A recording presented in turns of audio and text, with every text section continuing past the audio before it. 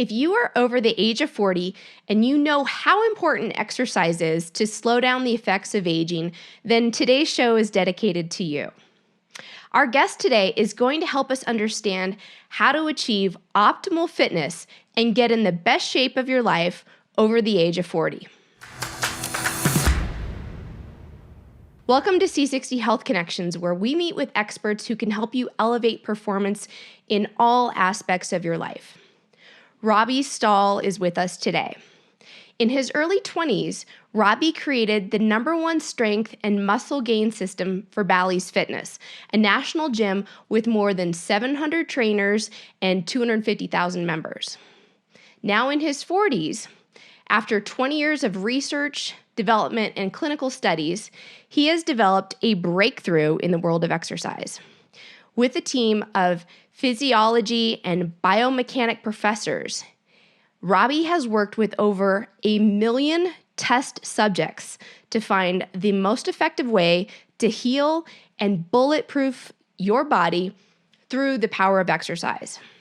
In fact, his unique exercise invention has given him a 100% in-person success rate for fixing shoulder function for his clients who have been told that the only solution to solve their problem is surgery. Robbie is also known for developing one of the fittest 80-year-olds in the world, Joe Weldon. On his 80th birthday, Joel water skied 39 miles, and Joel personally credits Robbie as his secret weapon for keeping hold of his startling ability to stay so active. So if you are interested in learning the secrets to achieving your very best physical shape over the age of 40, then stick around. My name is Jessica McNaughton, and I'm the CEO at C60 Purple Power and shopc60.com. I'm a business executive with years of experience in corporate America, and for more than 20 years, I've been exploring various modalities in health, wellness, and spirituality. Now, before we get started, any statements, topics, or products discussed today have not been evaluated by the Food and Drug Administration. Any products or topics discussed today are not intended to diagnose, treat, cure, mitigate, or prevent any disease. Robbie, thank you so much for joining me today. It's so great to see you. Oh, so great to be on the show, Jess. Thank you. Thanks for having me here. Yeah, I'm really excited to learn all about you and your background. And so I'm hoping, can we just start off our conversation? Can you give us a little bit of insight into your personal journey? You've had, it sounds like, an entire career in the fitness and wellness space. I was a member at Bally's in the 90s in Atlanta, and I definitely remember working out there. So can you just tell us a little bit about kind of how you started and what's brought you to the place that you are today? Yeah. It all started about the age of 8 when I decided it'd be a better idea to take. I had this box called an erector set, which is basically all these mechanical tools and stuff that kids could build, different metal framing and things like that. Well, I took all those tools out and I was more interested in the biomechanics. So I took this strong yellow box that had these tools and I went out in my backyard and I put river rocks in that box, and I would figure out different ways to lift that box. And so I really say that's kind of where it started. I read my first exercise physiology college textbook at the age of 12. I would beg my mom and my sister to take me to the gym, even though I could only sit in daycare at the young age of 8 and 9. And then it really started from there. I developed many friends that were athletes, and it was just a natural passion. And honestly, I feel quite strongly that my physiology and helping people with their body mechanics journey started really before this life, like in my spiritual life, actually. So I have a pretty strong belief that that's actually true. And I've actually had some feedback from spiritual worlds where they actually tell me that different types of like religious leaders and stuff have in different connections that I've had with them have shared some of these things with me. So it really, that's like the starting point, right? And then in terms of more like kind of technical, like what happened, I went to college initially to be a physical therapist, and I knew I really wanted to focus in the fitness field. And long story short, after a career of developing on-stage bodybuilders, physique athletes, professional athletes, what I found after having like 3 clients get divorced from doing a bodybuilding shows, which is a very it can be, not for everybody, but it can be a very self-absorbing thing. I said, that's not really what fitness is about to me. It's really about the functionality and optimal quality of life and functionality. And I also was I was very troubled by the fact that the most of people that are fit, the more fit they get, the more broken they get. They usually end up with more musculoskeletal injuries, damage, different types of things that plague their body. Yes, they have physiological results. Yes, they are stronger. Yes, exercise is better for you. Yes, you'll probably live longer. All of these things are true, but also what really brought me in my career journey was thinking about how there's damage or negative results created by exercise. So for the last 15 years, 15 plus years, I've been especially focused on the subject and research and development application of how to optimize the most positive results in exercise and get rid of the negative results, which means fixing the body while you get fit. Well, thank you for explaining that. So, what inspired you to really focus on helping people over 40? Is it because you're in your 40s now and it just makes sense, or like did you have a percentile or a percentage of your clients who you noticed were getting injured? Can you talk to us a little bit about that? Yeah, the funnest answer and the funniest answer is because teenagers and people in their 20s just usually don't listen, and they oftentimes think they already know and they haven't lived in a body long enough. But the reality is everything we do should really be taught to a 12, 13, 14, 15-year-old, but they just usually don't listen. So there's some brilliant wise ones out here there who hear our message and then just get like their whole life optimized from the young age onward. But usually it takes someone in their 40s and 50s to go, you know what? I'm done thinking that my number one goal is my arm size and how much I bench press. And I'm actually more interested in having quality of life and longevity. Yes, I want to fill out my shirt well. And yes, ladies want to have a toned butt and, slim abdomen and all these things. And we help people do exactly that.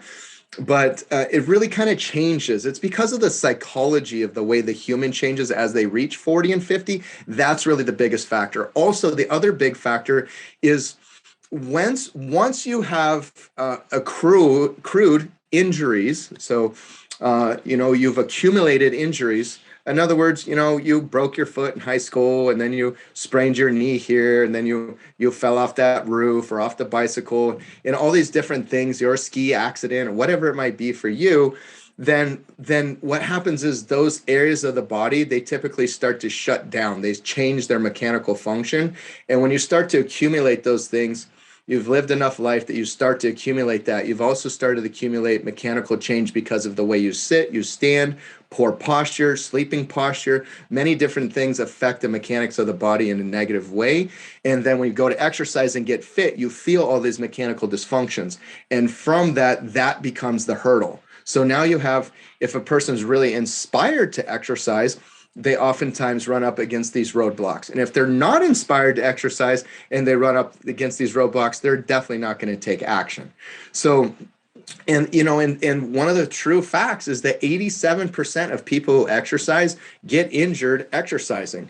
So, the big fact is like once you reach 40 to 50 years old, we must change the way that you exercise, change your paradigm around exercise to become all about what I call a biomechanical optimization, is optimizing the body mechanics as the number one goal before any other fitness pursuit. Thank you for explaining that. So you just said 80, correct me if I'm wrong, you said 87% of people who Yeah. exercise end up getting injured. What's the reason why? Is it because we're not moving appropriately or we're moving too fast, or what's the why behind it? One of the biggest things is shear stress and attenuation of force. But let me make that really simple to understand. So let's say you're going to do a lunge or a squat, and instead of having your hip, your knee, and your foot all in this perfect alignment, you let your knee fall inward.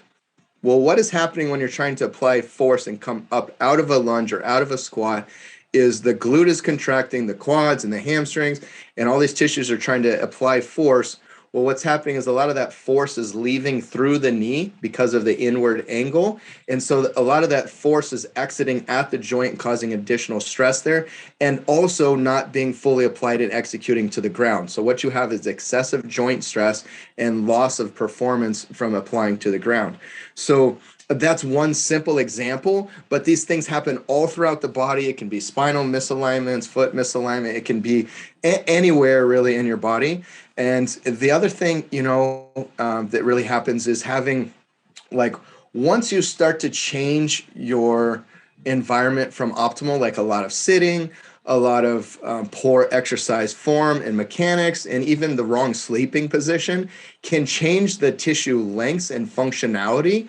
And then that would lead to additional stress. Wow. Can you just, you mentioned a lot right there, but I'm just curious, can you give us a little insight into like what would be proper sleep posture? I don't know if anyone's ever shared that with us before. Yeah, absolutely. So what the research shows us is that there's 4 different major sleeping positions. There's supported side lying. So first, there's 2 side lying positions. So supported side lying, which is where you put a pillow underneath your top leg and you get nice and supported, get the pelvis a little bit more aligned. So that's supported side lying. Then you have 3/4 side lying where the leg drapes over. It generally creates a little bit more misalignment in the pelvic position and the lower back. Then we have a front lying or prone lying position in sleeping. And then what happens is we also have a back lying position or supine lying position. So what the research shows us is that the prone lying position is like the worst position. So that's the worst position to sleep in. So face down, your neck's all turned and cranked, and your back is arching excessively. That's really the worst position. Then the next on the kind of the negative scale is that 3/4 side lying position. And then we start to get into some of the better positions. And so for cervical health, what the research shows is supported side lying is the best. So for your neck alignment and functionality and lack of pain is really one of the best. And then laying on your back is overall the best. Now, the thing that's interesting is that the research primarily looked at not having the cervicals properly supported when laying on the back. They didn't use any type of proper support devices in most of the research. And so what we see is the back lying position is absolutely the best, especially if the neck is supported properly, like with a very small curvature device. So something very soft that encourages a little bit of curvature in the back of the neck, and you sleep on your back.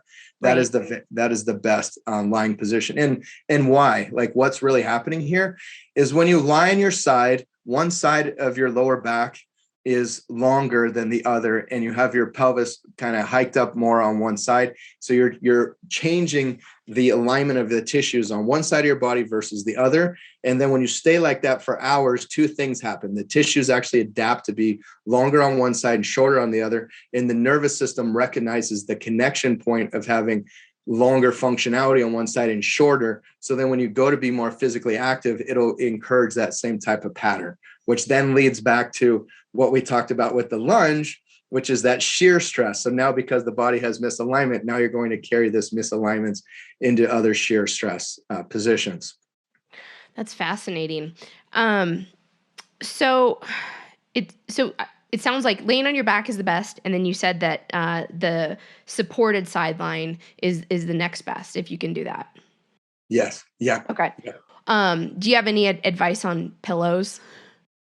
Yeah, I mean, like one of the best things really is just back lying and then using, like, you could even just use like a hand towel and let that support underneath the neck, like just roll it up in a roll. So roll it like a hand towel up, a soft one, not some big, like the high quality thick ones, Right. but something, a little bit smaller and not as padded. Put that underneath the back of the neck. That's a really good way. And then also some individuals, because they've been walking around like this for so long with the forward head, and most people don't even realize they're doing this, laying on your back without a pillow is probably not going to feel good. And even though what I just shared is the best position, it might not feel so good for you at first because your body is so far out of the proper alignment that that's an issue. So you'd want to have more pillow support. If you're used to having a forward head position, you would need to have more head support. And what you can do is over time, make that get a smaller and smaller pillow until you start to realign your cervical or neck region of your body. That makes a lot of sense. The thing that's interesting, Jess, to know is like a lot of the mechanical alignment stuff in the body, like sleeping and sitting positions, at first, sometimes it doesn't feel amazing because the individual is so far out of alignment that when they start trying to go into alignment, you have to understand that the body's been trained for dysfunction, and it's actually learned to stabilize in dysfunctional positions, even though it's adding to degeneration of the mechanical portion of the body. What's happening is the tissues were adapted that way. So for us to go towards alignment, sometimes it's not best to just go to extremes. You have to then stair step your body into those better alignments. And what we're talking about with sleeping is one of those examples. Sleep is so important to support healthy aging. So I'm really glad you brought that up. I want to go back a few minutes if you don't mind. You mentioned biomechanical optimization. Can you please define that for us and help us understand what do you mean by that? And what should we be doing when we're seeking out people to help us with achieving the next level of fitness? Yeah. So biomechanical optimization is really our trademark term at the Fitness Doctor, which basically means the optimization of your body mechanics, which is what? It's having every joint and all the tissues function as they're ideally designed. Okay. So for example, most people go to the gym and work out. So it's I think the best way to understand this is if I just give some really simple examples instead of giving, because I can make this very scientific or very understandable. So I think let's try to go towards a really understandable.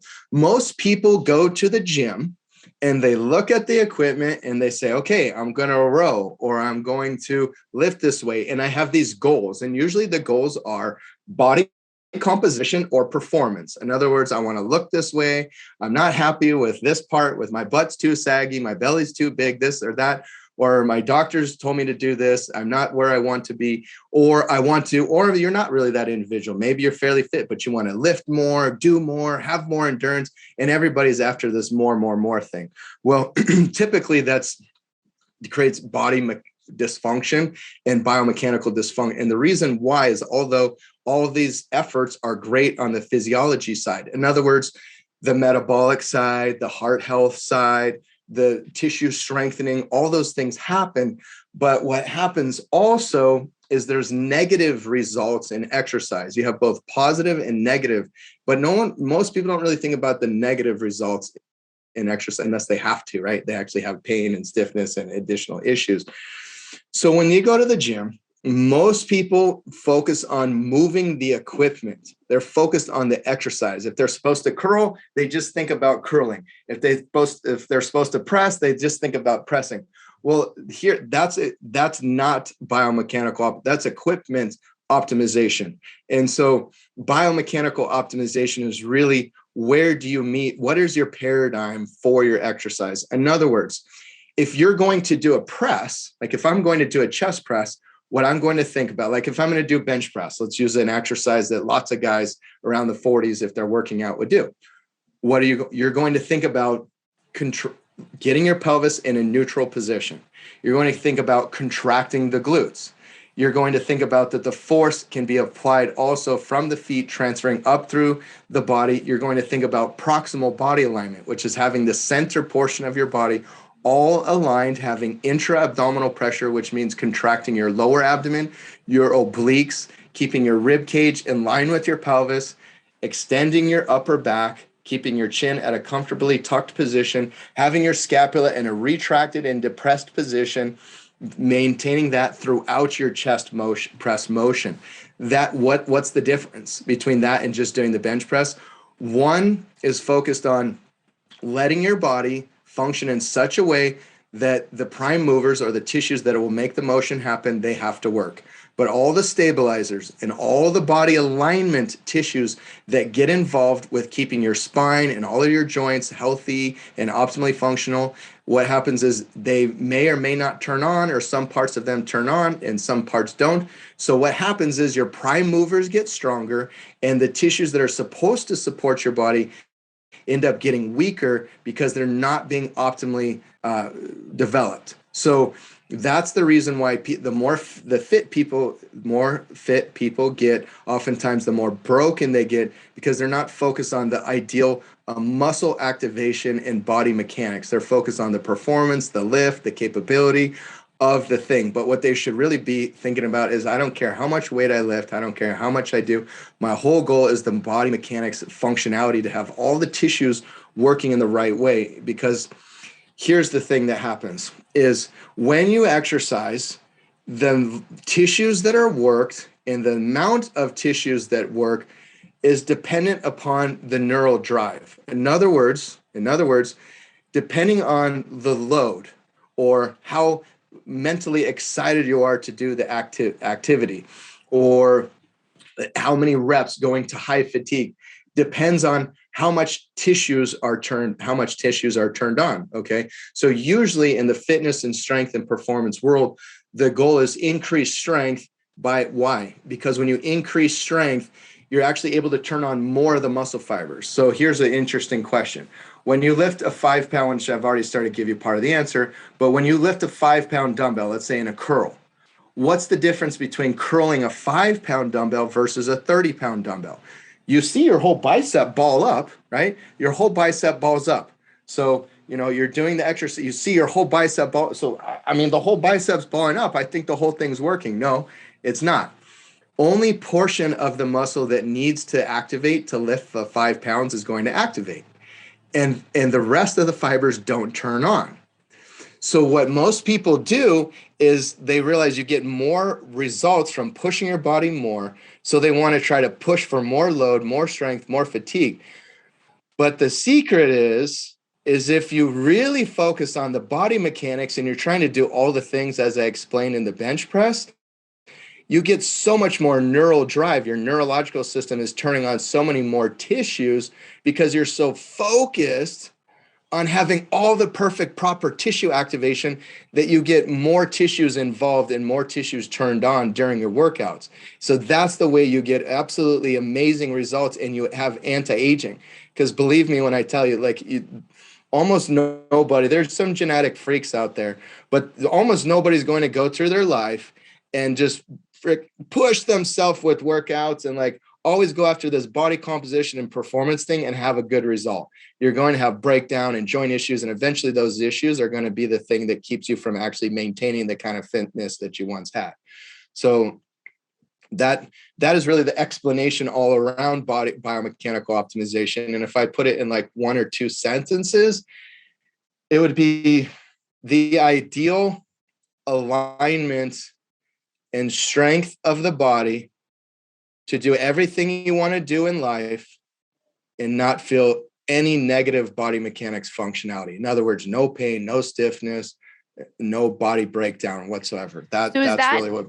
Is that really the best way for us to avoid the negative effects from exercise and to be able to draw out the most positive effects, is to focus on the body mechanics and what I'm please correct me if I'm wrong, but I'm what I'm hearing you say is it's a focus and an intention on doing the exercise properly versus the amount of weight or reps that you can do, but actually physically having your alignment correct and proper and using weight that will support you doing that, and at the same time kind of activating your brain intentionally that you want to have all of your muscles and tissues participate in that particular exercise.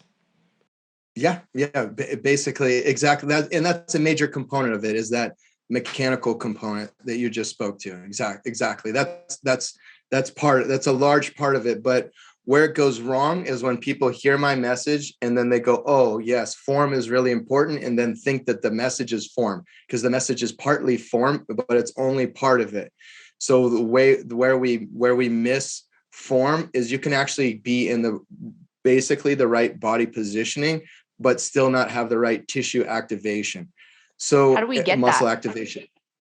That's the difficult part. So instead of the weight being hard and doing that, you have to really learn a lot. You have to learn a lot about body mechanics. And the cool part is we actually offer for free how to learn exactly that. We teach head to toe, the foot, the ankle, the knee, the hips, everything all the way up to the head. We actually teach this in what we call our full body fix event, which we hold only 4 times per year. Our next one will be, I don't know exact dates yet, but depending on when this show is released, it'll be at the end of August. So, okay. Yeah, this today is May 20th, 2022 when we're recording this, and likely this will be out by August. So we can, I want to circle back to you on that towards the end of this, but I've got some more questions for you. So I've heard you talk about this particular kind of phobia that most people get when they age. Will you tell us what that is and why do people get it?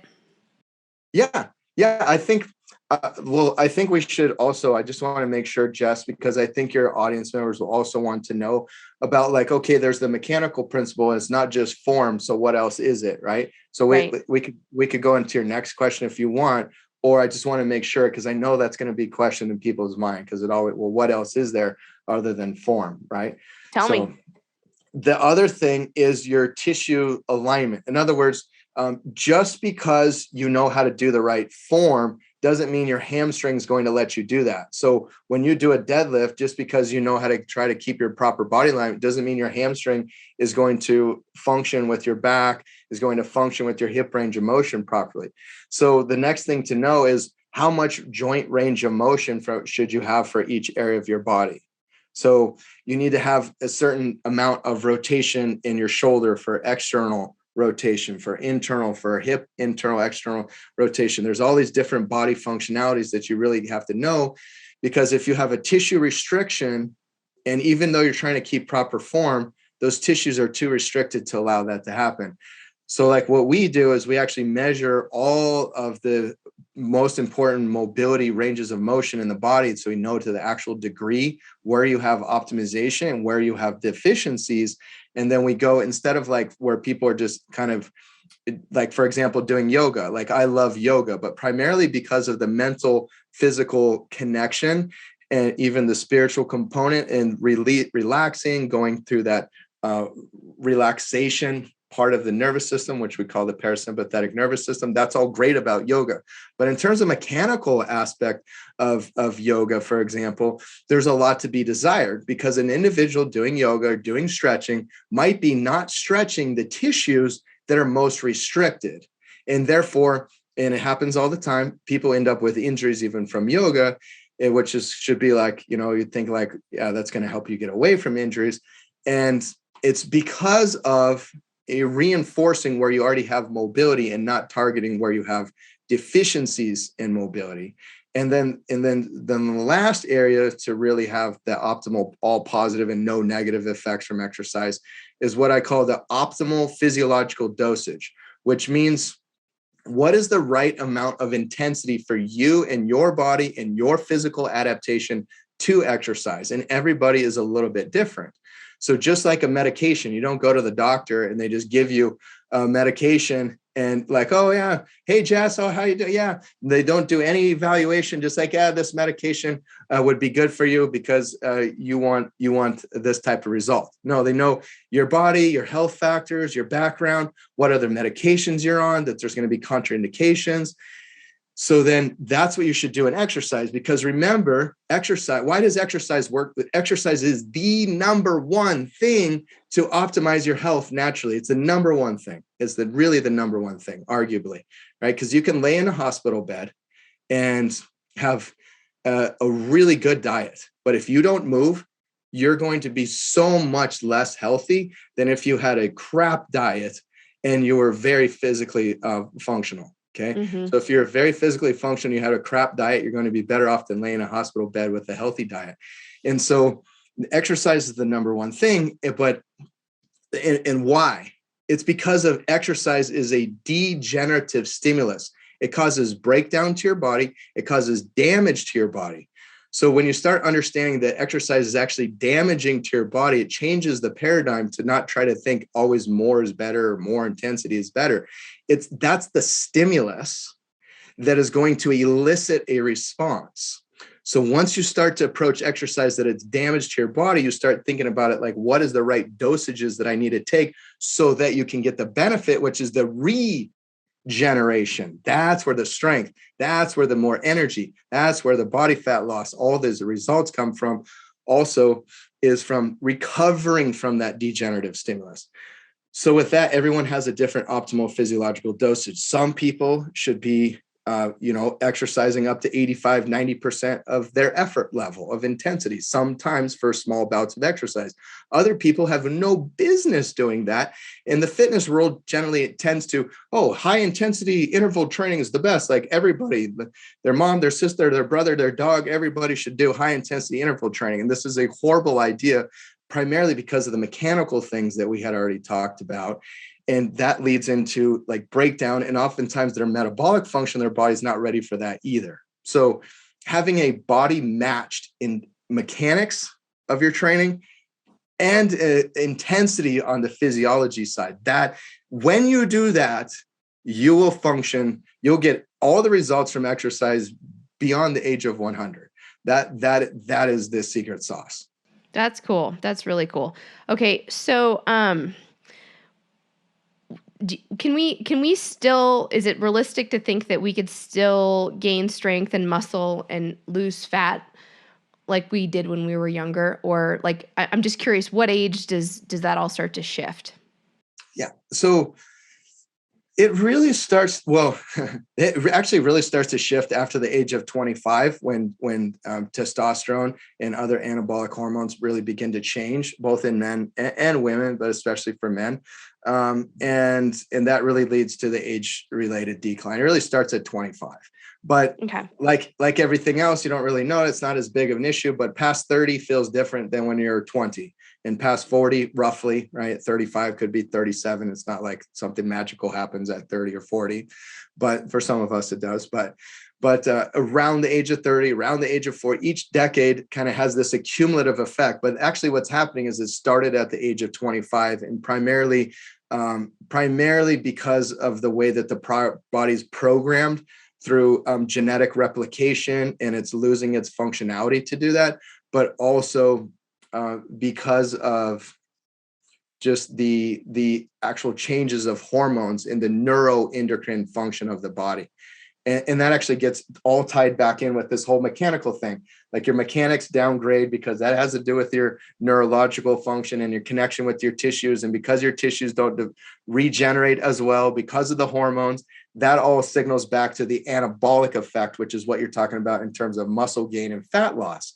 So it really starts there, but it generally what I see is around the age of 50 and over, that's really where it starts to come to more of a peak, where it's really starting to accumulate enough that we have to really address that to overcome it.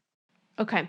So I know we've covered a lot of ground already, and I don't want to make you repeat yourself, but for many of us, the concepts that you're sharing today are new. So I don't necessarily think it's a bad thing if we repeat some of this, but for those of us over 40 or over 50 that are really interested in getting peak fitness results at during the second half of our life, what are like the three most critical things that we need to be focused on kind of right out of the gate?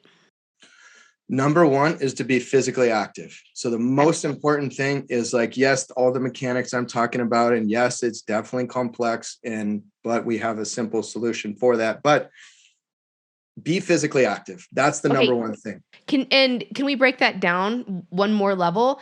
Can you define that? Because physically active, what does that mean? Is that moving 3 days a week? Is it seeking movement on a daily basis? What's the actual kind of protocol to support healthy aging if we're just going to say be physically active? So in terms of exercise recommendations, the American College of Sports Medicine, who's really the authority in the world on a lot of these guidelines, is 75 minutes per week of intense exercise or 150 minutes per week of moderate exercise.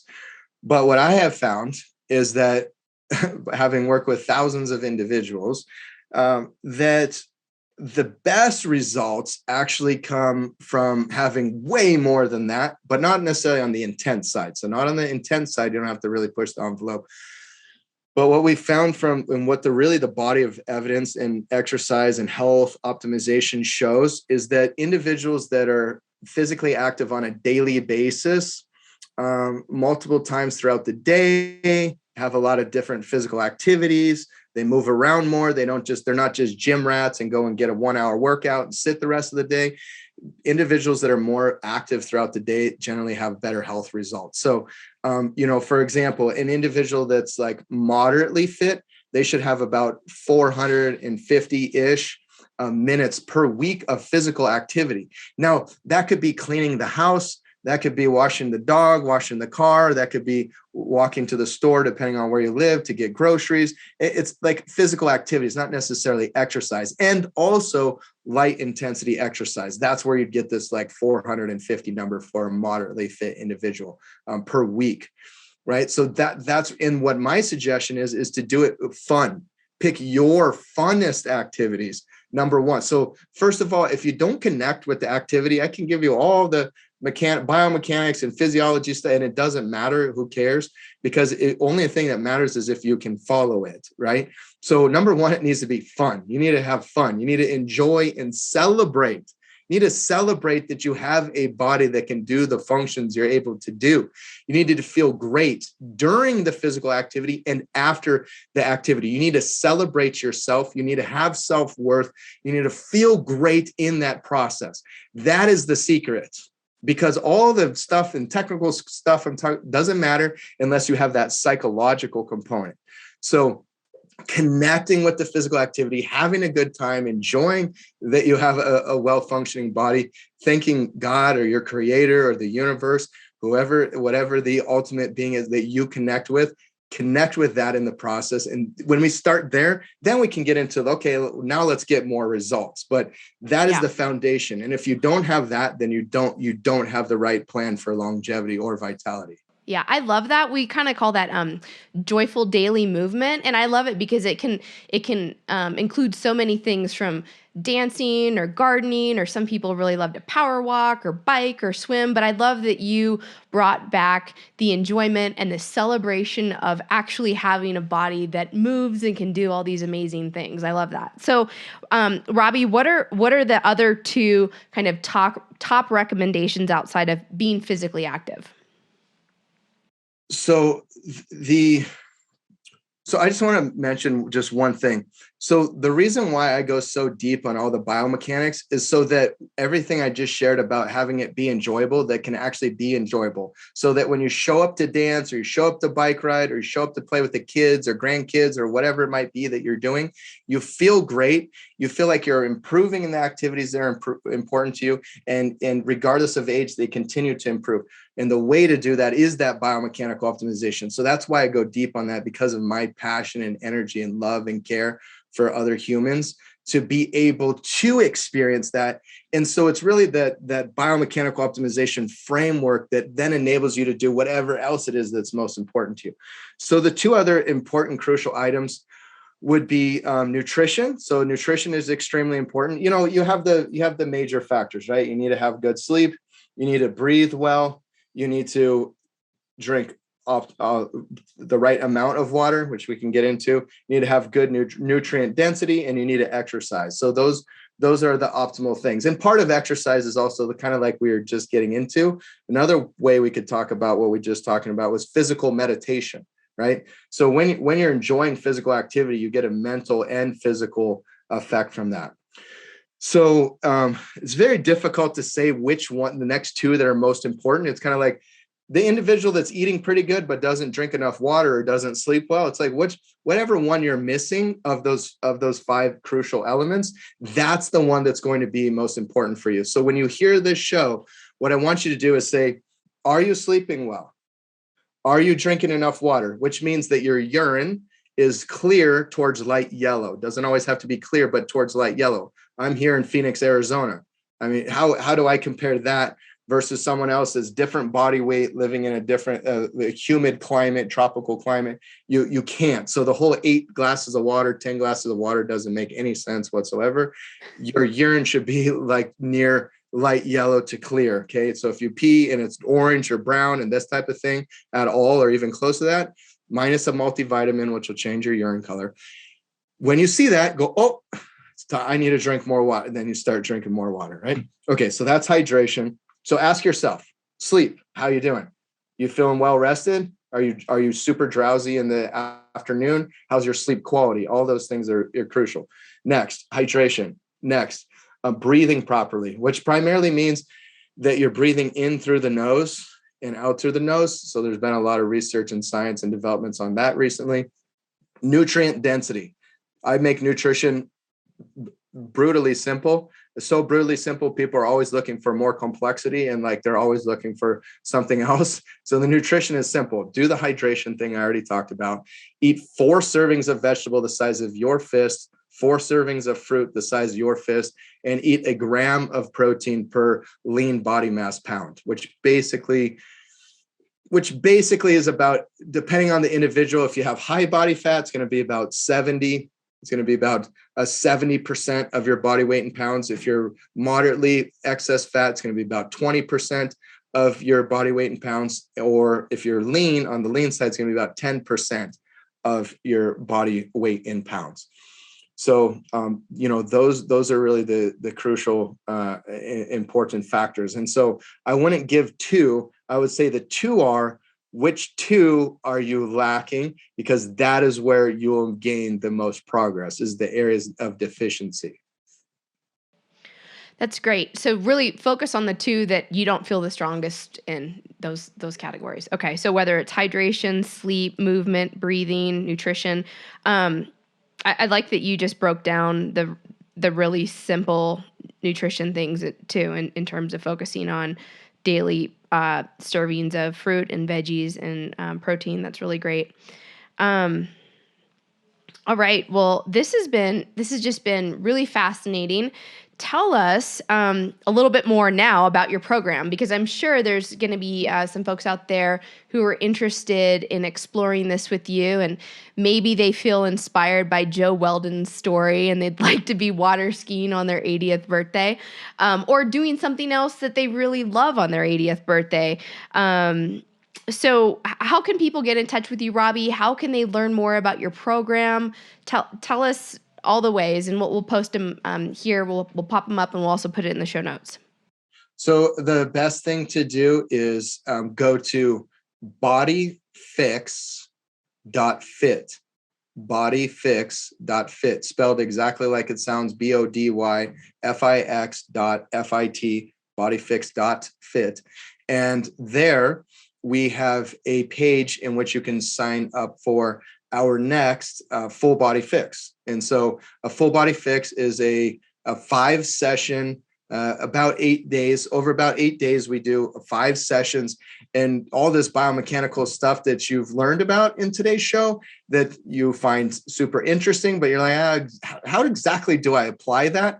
Well, that full body fix event shows you and talks to you about exactly how do you apply that for your foot and ankle, and then into your knee and your hip. Basically, we go through your whole body and show you exactly how to apply that for free. The event is totally free, and it's 5-hour-long different segments, and then I'm there at the end of the session to do Q&A. It's an amazing event, and that is really where you'd want to get free support from us and then get started on that journey of biomechanics. That's so awesome. You are so generous. Thank you so much for doing that for our community and for everyone out there who's going to hear this content. We really appreciate that. Robbie, do you have any final kind of parting words of wisdom or advice for people over the age of 40 who are, as an aspirational goal, they'd really like to achieve their very best body in the second half in life? Yes. The first thing is I highly encourage you to know that you are an amazing individual, that you are so very worthy of all the best quality in life, that you should have unconditional love for yourself, and there's nothing that's broken with you. And all of the greatness that you want to bring out, it's already within you. So just love yourself, and with loving yourself, and I don't mean in an egotistical way, I mean in a whole humble type of quality of life, connected with other humans and caring about the best for not only yourself but others. And in that process, you will find easier paths for fitness, for nutrition, and everything, because when you have the energy of love, you will have an easier path in everything. There's really only two different emotions. One is love, the other one is fear. There's two columns that all the best psychologists would tell you everything falls into. One is love, which has abundance, which has gratefulness, which has all the things that you want to have. And in the fear column, you have worry, you have guilt, you have doubt, you have lack of self-worth. And many people approach fitness with that fear category of I'm not good enough, or I want to be different. And I promise you that if you approach it with the love category, it's going to be so much easier for you. Wow, what a beautiful message. Thank you so much for sharing that with us, Robbie. I love it. Thank you. This has been a really fun conversation. Thank you so much for all the great work that you're doing out in the world. And I know many of us can't wait to check out your program. So thanks for your time today, and thank you for educating us. You're so very welcome. It's my pleasure to be here. Thank you for having me, Jess. All right, we'll see you soon. Thanks, Robbie.